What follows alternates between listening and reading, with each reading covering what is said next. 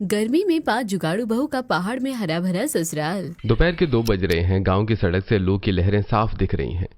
मनीषा और चंदा पसीने में तरबतर हाथ में थैला लिए सब्जी की दुकान पर खड़ी हैं। रामदीन सब्जी वाला एक फटे बनियान में बैठा पसीना पोंछ रहा है। अरे ओ रामदीन भाई, ये भिंडी का भाव क्या लगा रखा है? आज ऐसा लग रहा है जैसे इन्हें लकवा मार गया हो। अरे लकवा नहीं मारा है बहू जी, गर्मी की मार है। 80 रुपए किलो है भिंडी। 80 रुपए किलो? ये टिंडा है। इसे देख के तो ऐसा लग रहा है कि बेचारे को पोलियो मार गया। क्या रामदीन भाई, पानी वानी नहीं छिड़कती हो क्या सब्जियों पे? अरे ताजा सब्जी है, ज्यादा दबाव मत, छुओ मत सब्जियों को। अरे छुएंगे नहीं तो देख के कैसे लेंगे? बासी सब्जी बेच रहे हो और ऊपर से तेवर ऐसे जैसे अभी अभी खेत से तोड़ कर लाए हो। देखो मनीषा बहू, तुम दोनों का तो रोज का नाटक है। इतनी चिक चिक करती हो सब्जियां खरीदने में कि कान पक जाते हैं। अरे भाई, इतनी गर्मी पड़ रही है, पानी मिल नहीं रहा है, फसल जल रही है, महंगी तो होगी। हाँ, बहाने बनवा लो बस। दाम तो तुम आसमान के मांग रहे हो और माल ऐसा कि गाय भी न खाए। देखो, अगर इतनी ताजी सब्जियों का खाने का शौक है तो 50-60 किलोमीटर ऊपर चढ़ जाओ, वहां मिलेंगी ठंडक और ताजी सब्जियां। आई बड़ी, ये लेनी है तो लो, वरना जाओ यहाँ से, दिमाग मत चाटो। देखो तो सही, इसकी जुबान कितनी चलने लगी है। अच्छा ठीक है, एक काम कर, ये 1 किलो लौकी दे दे। हाँ, तुम तो लौकी ही खाओगी, 30 रुपए किलो की है। जल्दी थैला आगे करो।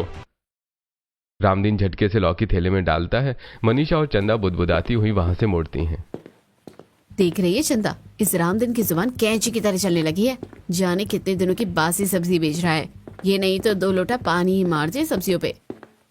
छोड़ो दीदी, घर चलो, प्यास के मारे गला सूख रहा है।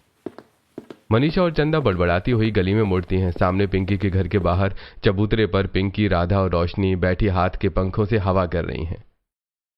लो आ गई दोनों। पर ये क्या, मनीषा दीदी खाली झोला लेकर क्यों आई हैं? अरे बहन, सब्जी वाले के दाम देख रही हो कैसे आसमान छू रहे हैं।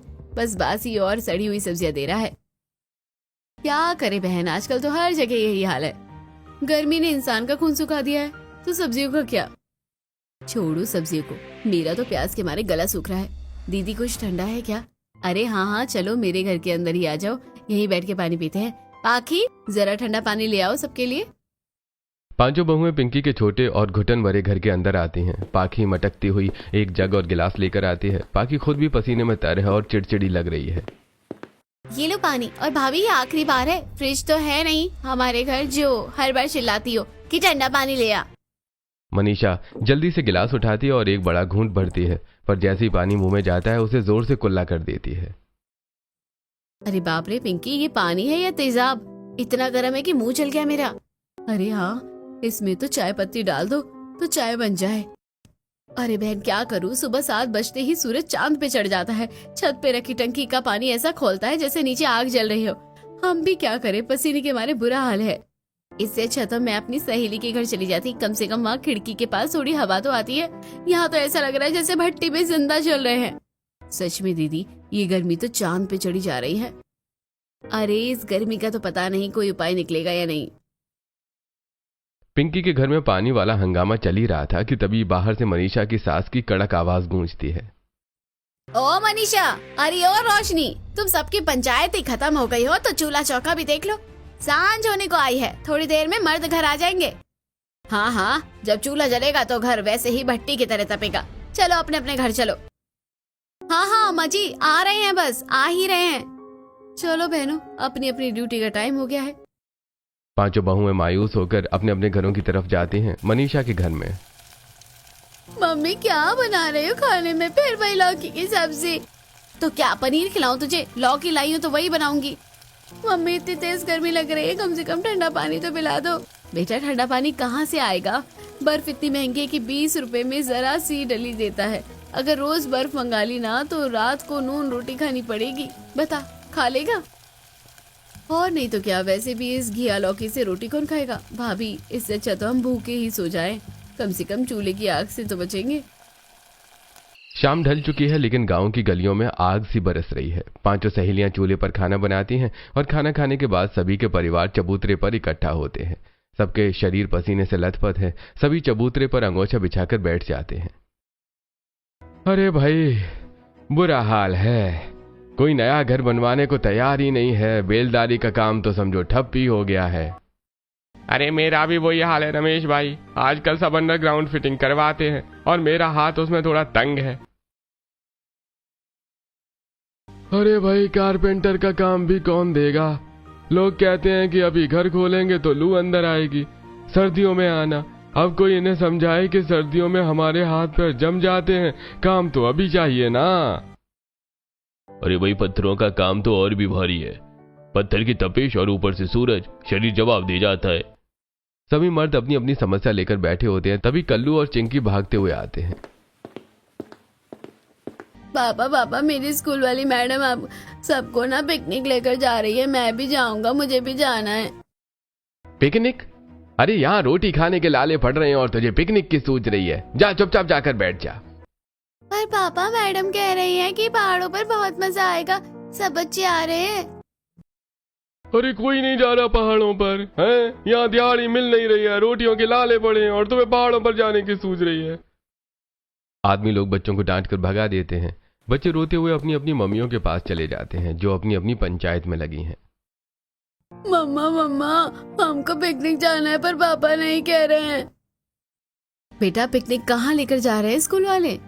मम्मी वो कह रहे थे कि पहाड़ों पर लेकर जाएंगे, वहाँ बहुत ठंडक होती है।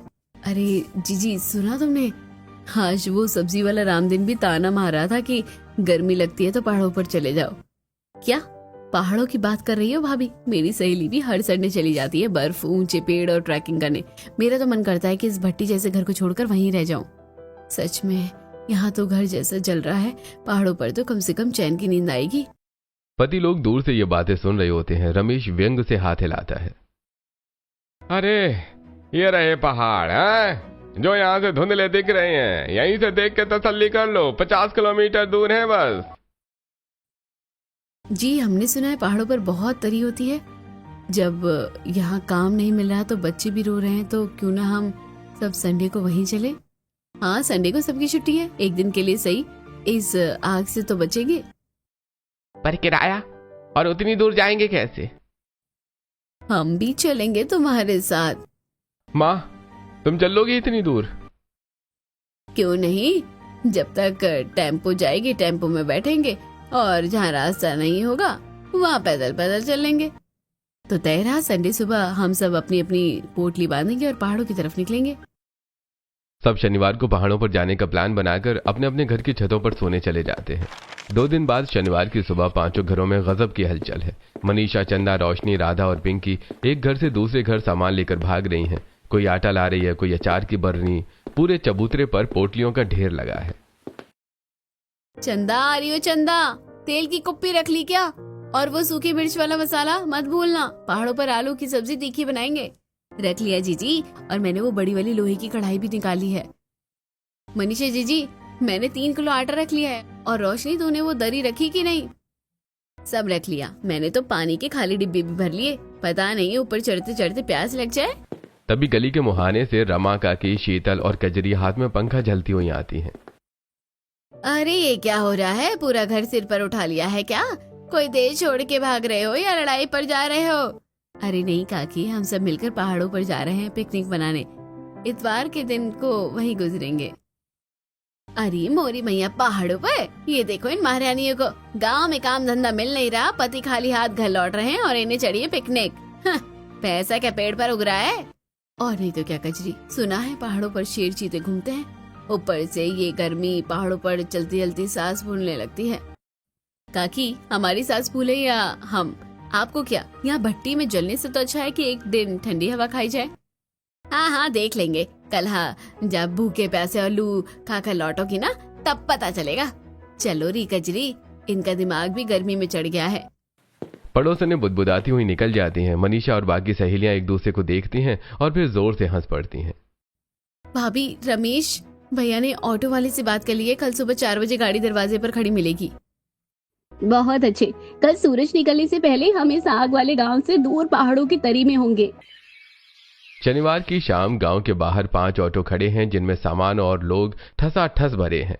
करीब 15-20 किलोमीटर चलने के बाद जहां से पहाड़ की खड़ी चढ़ाई शुरू होती है, ऑटो वाले ब्रेक मार देते हैं। अरे बस भैया, इससे आगे मेरी गाड़ी नहीं जाएगी। आगे रास्ता खराब है और चढ़ाई बहुत ज्यादा है, मेरा ऑटो खराब हो जाएगा। अरे भाई बात तो पूरी पहाड़ की चोटी तक की हुई थी, आधे रास्ते में छोड़कर कहाँ जाएंगे हम इतना सामान लेकर। अरे भाई साहब, जान है तो जहान है, इंजन ठप बैठ गया तो लेने के देने पड़ जाएंगे, उतारो सामान, इससे आगे हम नहीं जा रहे। अरे छोड़ो रमेश, झगड़ने से कोई फायदा नहीं। देखो यहाँ नीचे ही इतनी अच्छी ठंडक लग रही है, तो ऊपर चोटी पर तो क्या ही नजारा होगा। सही कह रही है मनीषा, नीचे तो हमेशा ऐसा लग रहा था ऐसे तंदूर में बैठे हो, यहाँ तो कम से कम चैन की हवा तो आ रही है। अरे भाई चढ़ाई बहुत है, पैदल कैसे चलेंगे सब, बच्चे हैं बूढ़े हैं, इतना सामान है। अरे सब चलेंगे, बातें करते करते रास्ता कट जाएगा। और देखो हमारी सासू माँ तो हमसे भी ज्यादा जवान लग रही है, कैसे फुर्ती से उतर गई है। हाँ हाँ क्यों नहीं, परी का आनंद लेना है तो थोड़ा पैदल तो चलना ही पड़ेगा। चलो लड़कियों अपनी अपनी पोटली उठाओ।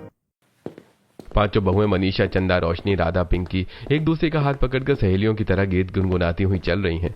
उनके सिर और कंधों पर भारी पोटलियां हैं। सासें अपना एक अलग ग्रुप बनाकर हंसते हंसाते कदम बढ़ा रही हैं। नंदे, पाखी और प्रिया आगे आगे दौड़ रही हैं और मर्द बच्चों को कंधे पर बिठाई सामान लादे पीछे पीछे आ रहे हैं। ओए होए जीजी, पहाड़ की तो ये ठंडी हवा थकावट महसूस ही नहीं होने दे रही है। सच में गांव में तो पंखे के नीचे भी पसीने की नदी बहती थी, यहाँ तो चढ़ाई करते हुए भी शरीर ठंडा लग रहा है। भाभी जल्दी आओ, देखो ऊपर से गांव कैसा छोटा सा दिख रहा है, जैसे कोई खिलौना हो। धीरे पाखी, बस थोड़ा और, देखो वो चोटी कितनी पास लग रही है। जैसे जैसे वो ऊपर चढ़ रहे हैं, हवा और तेज और खुशबूदार होती जा रही है। रात होते होते सभी पहाड़ की उस चोटी पर पहुंच जाते हैं। पहुंच गए, देखो सब, ये रहा हमारे सपनों का पहाड़। चोटी के समतल मैदान पर पहुंचते ही सब निढाल होकर गिर पड़ते हैं। चारों तरफ नीला आसमान और पास से बहते झरने की आवाज मधुर आ रही है। मम्मी देखो ये जमीन कितनी ठंडी है, ऐसा लग रहा है जैसे किसी ने जमीन के नीचे भी बर्फ बिछा दी हो। मैं तो यही सोऊंगा। पापा यहाँ की मिट्टी कितनी मुलायम है, और देखो यहाँ तो पसीना भी नहीं आ रहा। अरे ओ चंदा, रोशनी, जरा हवा तो महसूस करो, इसमें तुलसी की भीनी भीनी खुशबू आ रही है। हाँ जीजी, ये और ये देखो झाड़ियाँ, ये तो मीठी नीम और जंगली औषधियों की खुशबू है। अरे भाई रमेश, शंकर, सच कहूं तो सालों की मेहनत और गर्मी की तपिश एक झटके में उतर गई। ऐसा लग रहा है शरीर में नया खून दौड़ रहा है। यहाँ की तो मिट्टी में भी तरी है। अरे सही कह रहे हो भाई, गांव में तो बिस्तर भी आग की तरह तपता था, यहाँ तो बिना पंखे के भी शरीर कांप रहा है। मन कर रहा है बस यहीं पर पड़े रहें, कभी वापस न जाएं। अरे ओ बहुओ, अब बातें ही करती रहोगे या बिस्तर भी बिछाओगी? पांचों बहुएं फुर्ती से अपनी पोटलियां खोलती हैं। दरी और चटाइयां बिछाई जाती हैं। थके हारे बच्चे और बड़े जैसी चटाई पर लेटते हैं। पहाड़ की ठंडी गोद उन्हें अपने आगोश में ले लेती है। अगली सुबह की पहली किरण जब पहाड़ की चोटी पर पड़ती है तो मनीषा की आंख सबसे पहले खुलती है। उठो हरियो चंदा, रोशनी, देखो तो सही, सुबह कितनी सुंदर लग रही है। ओए होए जीजी, यहाँ तो सूरज भी गर्म नहीं लग रहा, कितनी ताजगी है। अरे चंदा, रोशनी, देखो तो सही, यहाँ तो झरने का पानी कांच जैसा चमक रहा है। और जीजी, यहाँ की मिट्टी देखो कितनी नमी है इसमें। गांव में तो मिट्टी पत्थर जैसी कड़ी हो गई थी, यहाँ तो हाथ लगाओ तो मलाई जैसी लग रही है। अरे यहाँ तो तुलसी के कितने सारे पौधे हैं, और ये देखो करी पत्ता एकदम ताजा है। यहाँ की हवा में ही दवा घुली है। और ये पत्थर देखो मनीषा जीजी, कितने सुंदर है और एक जैसे हैं। गांव में तो ऐसे पत्थर खरीदने पड़ते हैं, यहाँ तो मुफ्त के पड़े हैं। तभी पीछे से सोकर उठी सास मोहिनी और भारती जी की आवाज आती है। अरे ओ बहू, कहाँ डोल रही हो सुबह सुबह? जहाँ पहुँच जाओ वहीं अपनी सैर शुरू कर देती हो। आ जाओ यहाँ, कुछ दाना पानी मिलेगा या हम भूखे ही रहेंगे। आ रहे हैं अम्मा जी, बस आप बैठिए, अभी 5 मिनट में चूल्हा सुलगता है। बहुएं तुरंत काम पर लग जाती हैं। पत्थरों को जोड़कर एक देसी चूल्हा बनाया जाता है। सूखी लकड़ियां बीनकर आग जलाई जाती है। मनीषा ने आटा निकाला, रोशनी ने सब्जियां काटी और चंदा ने चाय का पतीला चढ़ाया। अरे मनीषा, तू तो माचिस भी लेकर आई है। अरे भारती, मेरी बहू बड़ी जुगाड़ू है, देख माचिस भी लाई और चाय चीनी भी, वरना यहाँ खाली पत्तों को ही चबाना पड़ता। तो मेरी बहू क्या कम है? देख चंदा, आटा और परात ना लाती तो क्या तुम लोग हवा में रोटी बेलती? और रोशनी ने कैसी बढ़िया सब्जी काटी है। अरे अम्मा जी, अब आप लोग तानेबाजी और मजाक बंद करो और खाना खा लो। अरे उठ जाओ सब, ताजी चाय और गर्मा गर्म सब्जी रोटी तैयार है। घर से लाई गिने चुने बर्तनों और राशन का इस्तेमाल करके बहुएं खाना बनाती हैं और सभी खाना खाने बैठते हैं। मम्मी ऐसी सब्जी तो घर पर ही नहीं बनती, यहाँ तो बहुत मजा आ रहा है। सभी लोग खुशी खुशी खाना खाते हैं और खाना खाने के बाद आराम से पहाड़ के पत्थरों पर बैठे हुए होते हैं कि तभी पापा झूला डाल दो ना, मुझे झूला झूलना है। पिंकी और राधा तुरंत अपनी पोटली वाली मजबूत सूती धोती निकालती है। दो मजबूत पेड़ों के बीच धोती को बांधकर एक बढ़िया झूला तैयार कर दिया जाता है। बच्चे उसमें मजे से झूलते हैं। दिन भर मौज मस्ती करने के बाद अब सूरज ढलने लगा है। शाम की ठंडक फिर से बढ़ने लगी है। चलो भाई सब लोग चलो, सांझ होने वाली है। रात होने से पहले पहाड़ से नीचे उतरना है और घर पहुंचना है। मन तो नहीं कर रहा जीजी उस भट्टी जैसे गांव में वापस जाने का, पर जाना तो पड़ेगा। हाँ मनीषा जीजी, पर हम वापस आएंगे, जब भी मन करेगा तब मजे करने। पांचों परिवार हंसते मुस्कुराते हुए पहाड़ से नीचे उतरने लगते हैं। रात के अंधेरे में सभी लौट कर आते हैं और आकर सुकून की नींद सो जाते हैं। अगले दिन सोमवार की दोपहर गांव में सूरज आग उगल रहा है। गलियों में सन्नाटा है और लू चल रही है। पांचों बहुएं अपने अपने घरों के कामों में बेहाल हैं। मनीषा पसीने में तरबतर आंगन बहार रही है। चंदा चूल्हा लीप रही है। रोशनी बाजार से भारी थैला लेकर लौट रही है और पिंकी खौलता हुआ पानी भरकर ला रही है। उफ, ये कैसी आग बरस रही है। कल का दिन कितना स्वर्ग जैसा था ना, ठंडी हवा, झरने का पानी, और यहाँ तो हवा भी बदन जला रही है। अरे मनीषा जीजी, इस पाइप का पानी तो ऐसा है जैसे चाय उबल रही हो, मुंह धोने जाओ तो खाल जल जाए। कल झरने का पानी वो कितना मीठा और कितना शीतल था।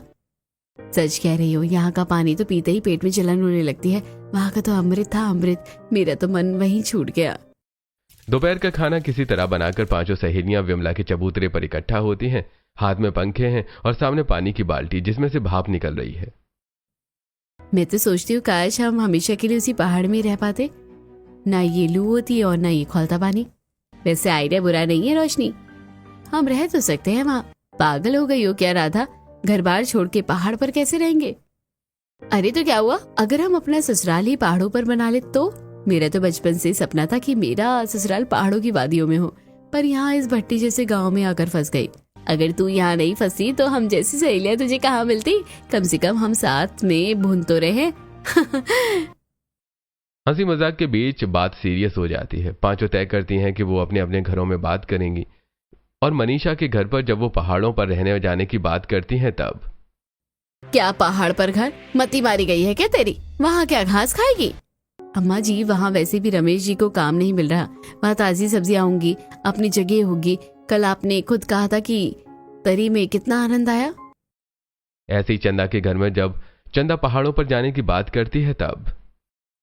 अरे चंदा, तुझे पता भी है कि पहाड़ पर घर बसाना कितना मुश्किल है। भैया मुश्किल क्या है, आप मिस्त्री हो, मोहन भैया बिजली वाले हैं, अर्जुन भैया कारपेंटर, पांचों मिल जाओगे तो पहाड़ पर महल खड़ा कर दोगे। मैं तो कहती हूँ चलो। इसी तरह सभी बहुएं अपने अपने घरों में पहाड़ों पर रहने जाने की बात करती हैं और शाम को फिर सब चबूतरे पर मिलते हैं। 2-3 परिवार मान गए हैं, बाकी हिचकिचा रहे हैं। देखो भाइयों, अकेले जाना मुश्किल है, पर हम 5 भाई साथ हैं, हमारी माएं साथ हैं, बच्चे खुश हैं। एक इंसान अकेले पहाड़ नहीं जीत सकता। हम पांचों कुछ न कुछ जुगाड़ तो कर ही लेंगे। बात तो सही है रमेश भाई, यहाँ तो घुट घुट कर मरना ही है, वहाँ मेहनत करके अपनी जन्नत बनाएंगे। तो देर किस बात की, सांझ का समय हो गया है, सूरज ढलते ही चढ़ाई आसान होगी। अपनी अपनी पोटलियां उठाओ, आज हम पिकनिक के लिए नहीं अपनी नई दुनिया बसाने जा रहे हैं। पांचों परिवार अपना जरूरी सामान, औजार, छेनी, हथौड़ा, आरी और राशन लेकर फिर से उसी पहाड़ की ओर निकल पड़ते हैं। रमेश, शंकर, मोहन, अर्जुन और श्याम एक बड़ी लोहे की ठेल को धक्का दे रहे हैं। ठेल पर लंबी लंबी बांस की बल्लियां बंधी हैं, बड़ा सा तिरपाल रखा है, रस्सियों के बंडल हैं और कुछ जरूरी औजार हैं। अरे भैया जरा धक्का और लगाओ, भैया धंस गया है। बस ये बल्लियां ऊपर पहुंच जाएं, फिर रहने का ठिकाना बन जाएगा। अरे हैशा, जोर लगा के हैशा। अरे भैया बोलो, बल्लियां ये भारी तो बहुत हैं, पर तंबू तानने के लिए यही सहारा है। पीछे पीछे बहुएं और सासें अपने सिर पर पोटलियां और हाथों में जरूरी सामान लेकर चल रही हैं। बच्चे भी छोटे छोटे डिब्बे पकड़े हुए हैं। रात का समय, सभी चोटी पर पहुंच जाते हैं। सबसे पहले तंबू गाड़ने का काम शुरू होता है। बल्लियों को जमीन में गाड़ा जाता है और उनके ऊपर बड़ा सा नीला तिरपाल फैलाकर रस्सियों से कस दिया जाता है। एक बड़ा सा तंबू तैयार होता है जिसमें पांचों परिवार एक साथ रह सकें। चलो, सिर छुपाने की जगह तो हो गई। आज रात इसी तंबू में कट जाएगी। बहुओं, बाहर चूल्हा सुलगाओ, क्योंकि भूखे पेट तो भजन नहीं होगा। तंबू के ठीक बाहर पत्थरों को जोड़कर चूल्हा बनाया जाता है। मनीषा और चंदा रोटियां बेल रही हैं, जबकि रोशनी सब्जी चला रही है। चांदनी की रोशनी में पूरा परिवार तंबू के इर्द गिर्द बैठा है। अम्मा जी ये लीजिए गर्मा गर्म रोटी। यहाँ की हवा में तो ऐसी भूख लग रही है कि रूखी रोटी भी छप्पन भूख लग रही है। सच कह रही है बहू, नीचे गांव की उस गर्मी में तो निवाला गले से नीचे नहीं उतरता था। यहाँ तो चैन की 2 रोटी नसीब हो रही है। रात कट जाती है, अगले दिन की सुबह होती है। 1-2 दिन बीत जाते हैं, सब तंबू के अंदर ही सोते हैं और बाहर खाना बनाते हैं। पर धीरे धीरे बहुओं को समझ आने लगता है कि तिरपाल की ये छत ज्यादा दिन नहीं चलेगी। चंदा रोशनी देखो, ये तंबू 2-4 दिन का सहारा है। कल को बारिश आ गई या तेज हवा चली तो ये तिरपाल उड़ जाएगा। हमें यहाँ परमानेंट जुगाड़ करना ही पड़ेगा। सही कह रही हो जीजी, मिट्टी उपजाऊ है, पत्थर यहाँ मुफ्त के पड़े हैं और हमारे आदमियों के हाथ में हुनर है। क्यों ना हम अपनी झोपड़ियाँ खड़ी करना शुरू करें। हाँ, और इस खाली जमीन पर हम अपनी सब्जियां उगाएंगे। तंबू में मेहमान की तरह कब तक रहेंगे। अब इस पहाड़ को अपना असली घर भी बनाना होगा। ठीक है, हमें अपने अपने पतियों से बात करनी होगी। शाम का समय है। 5 भाई नीचे से मजदूरी करके थके हारे तंबू में लौटे हैं। सुनी जी, आप लोग रोज नीचे मजदूरी करने जाते हो। आधा दम तो चढ़ाई उतरने चढ़ने में निकल ही जाता होगा। हमने फैसला किया है कि हम यहीं अपनी पक्की गृहस्थी बनाएंगे। पर भाग्यवान, यहाँ घर बनाने में बहुत पैसा लगेगा और ऊपर से यहाँ खाएंगे क्या। आप बस कल आते समय खरबूजे, तरबूज, लौकी और तोरई के थोड़े बीज ले आना। बाकी सब हम बहुएं संभाल लेगी। यहाँ की मिट्टी सोना है, बस इसे निखारने की देर है। अगली शाम को सभी पति बेलदारी से आते समय उनके बताए हुए बीज लेकर आते हैं। अगले दिन दोपहर का समय है। बहुएं बीजों की रोपाई कर रही हैं कि तभी रोशनी की नजर पहाड़ के कोने वाले घने हिस्से पर पड़ती है। अरे मनीषा जीजी, इधर देखो, चंदा जल्दी आओ। सब भागकर वहां पहुंचती हैं। वहां जंगली झाड़ियों के बीच सेब, संतरे, आड़ू और आलू बुखारे के छोटे छोटे पेड़ लदे खड़े हैं।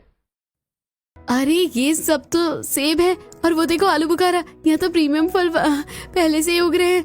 हमें कहीं और जाने की जरूरत ही नहीं है। जीजी ये देखो, फालसे की झाल और जामुन के पेड़।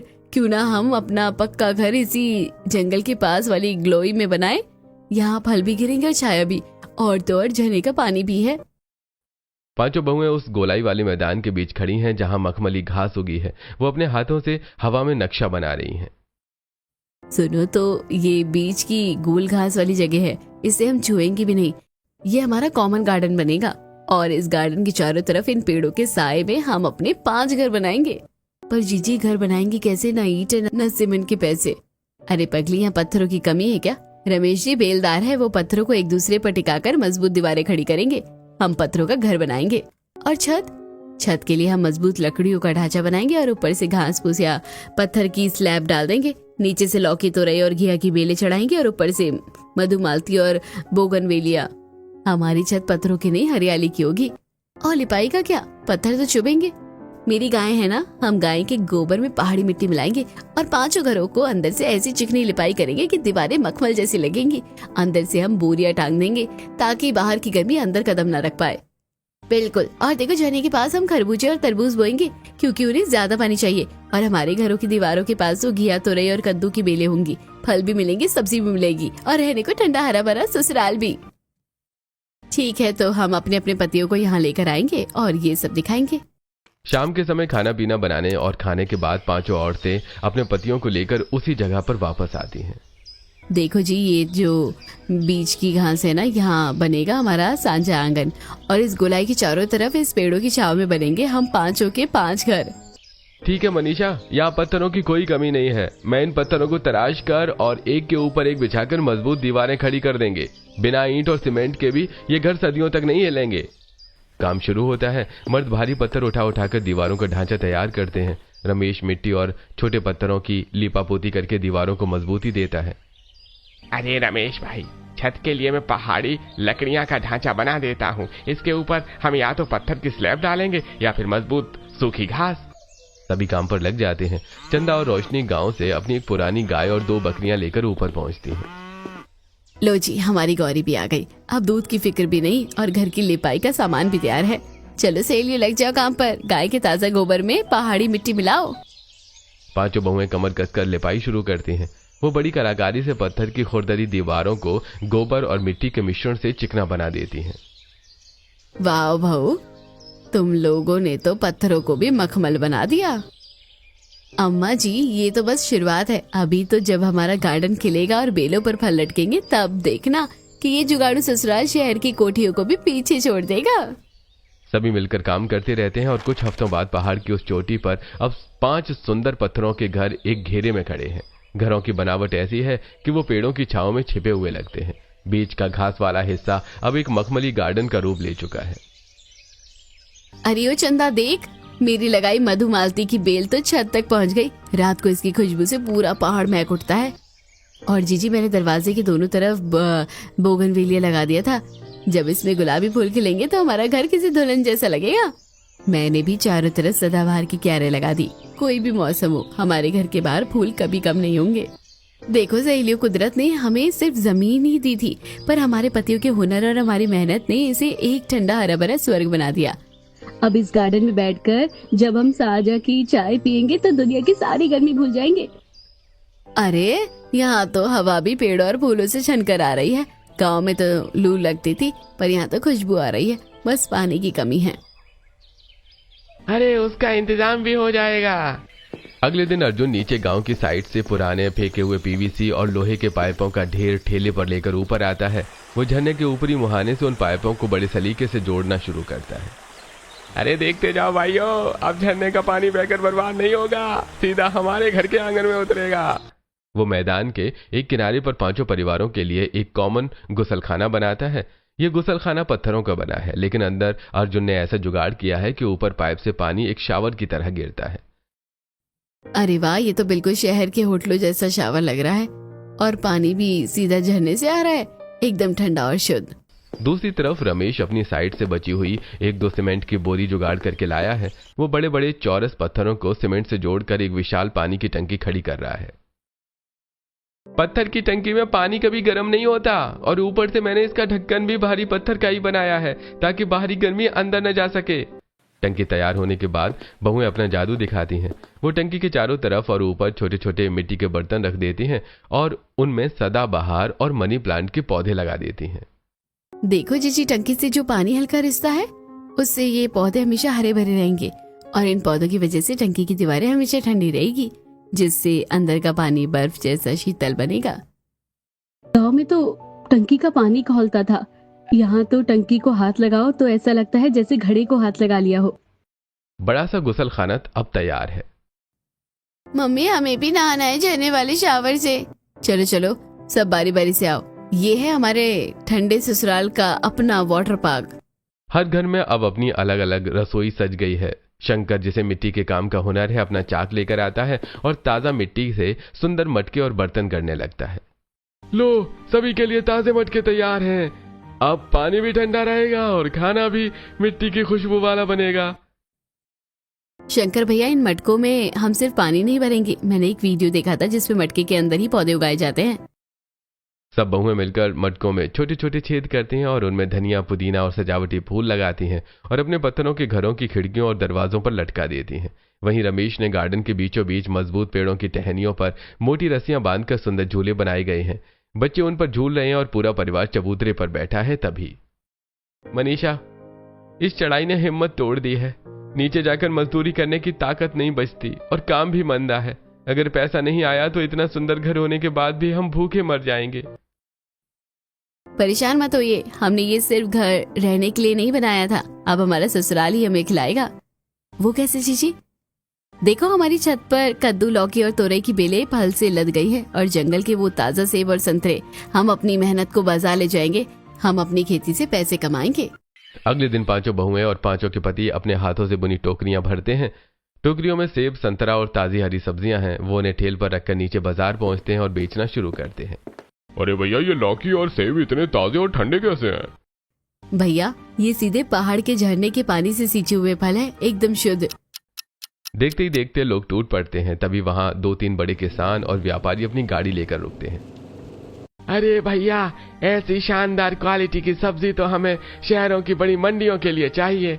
क्या तुम हमें हर हफ्ते इतना ताजा माल दे सकते हो? हम खुद अपनी गाड़ी लेकर तुम्हारे पहाड़ के नीचे आ जाएंगे। तुम्हें बाजार आने की जरूरत नहीं है। हम सीधा तुमसे खरीदेंगे और अच्छे दाम देंगे। क्यों नहीं साहब, आप अगले हफ्ते आइए। हम आपको ताजा पहाड़ी माल तैयार करके देंगे। इसी तरह कुछ दिन और गुजरते हैं। सभी का काम धंधा अच्छे से चलने लगता है और पैसे भी अच्छे आते हैं। एक शाम के समय गार्डन में सब साथ बैठकर ताजा खाना खा रहे हैं। देखा, 5 जुगाड़ू बहुओं ने न सिर्फ गर्मी से पीछे छुड़ाया बल्कि पहाड़ पर अपना रोजगार भी बना लिया। हाँ, अब हमारा पहाड़ों पर हरा भरा ससुराल भी पूरी तरह से तैयार है। हर बार अब गर्मियों में हम वही आएंगे। हाँ, और यहीं पर मस्ती भी करेंगे। कल्लू की बात सुनकर सभी जोर का ठहाका लगाते हैं और खुशी खुशी पहाड़ों पर रहने लगते हैं।